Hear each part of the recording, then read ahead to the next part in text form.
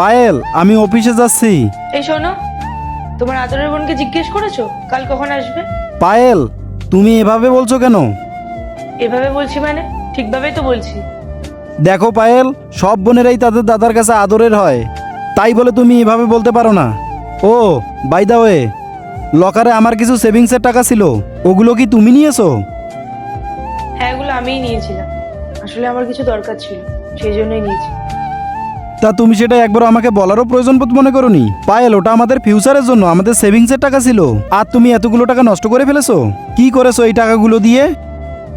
বললাম তো, আমি ওই টাকাগুলোর আমার প্রয়োজন ছিল তাই নিয়েছি। আর ওই টাকাগুলো তুমি একা সেভিংস করোনি, ওখানে আমারও টাকা রয়েছে, তাই ওই টাকাগুলোর ওপর আমারও অধিকার আছে। তোমার সাথে কথা বলাটাই বেকার। দাদা, আরে বোন, চলে এসেছিস, আয় বস। কিরে, এত দেরি হলো কেন তোর আসতে?